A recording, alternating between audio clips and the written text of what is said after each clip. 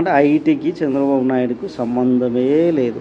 ఒకవేళ సంబంధం ఏమైనా ఉందంటే ఇప్పుడు ఆంధ్రప్రదేశ్లో ఐటీ యొక్క ఉత్పత్తులు ఎక్స్పోర్ట్స్ పెంచండి. వీళ్ళ యొక్క ప్రచారాలు ఇట్లా ఈ విధంగా ఉంటాయి. అంటే వీళ్ళే చేసినాం, వీళ్ళే పొడిచినాం, వీళ్ళు తప్ప వేరేటోళ్ళు ఎవ్వరు లేరు అన్న విధంగా ఉంటాయి. కానీ అక్కడ చేసింది ఏమీ ఉండదు.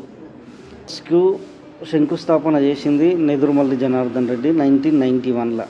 చంద్రబాబు ముఖ్యమంత్రి అయింది 96లో. అంటే ఐటీ టవర్స్ కట్టింది నేనే అంటాడు, లేకపోతే ఐటీని తెచ్చింది నేనే అంటాడు.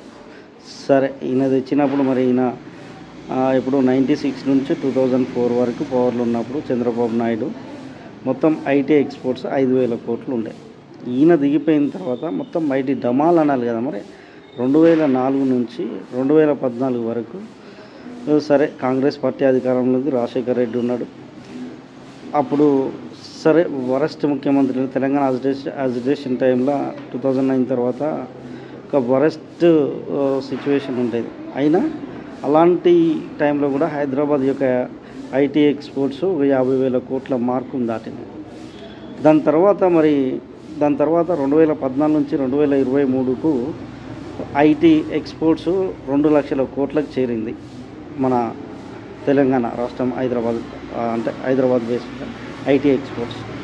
అదే చంద్రబాబు నాయుడు ఏపీ ముఖ్యమంత్రిగా 2014 నుంచి 2019 వరకు ముఖ్యమంత్రి ఉన్న పీరియడ్లో ఏపీ యొక్క ఐటీ ఎక్స్పోర్ట్స్ ఒకసారి పరిశీలించినట్టయితే కేవలం 1000 కోట్ల లోపే అక్కడ ఎక్స్పోర్ట్స్ ఉన్నాయి. ఈయన ఉన్నప్పుడు ఒక 700 కోట్లు, 800 కోట్లు అట్లా 1000 కోట్ల మార్కును కూడా దాటలేదు.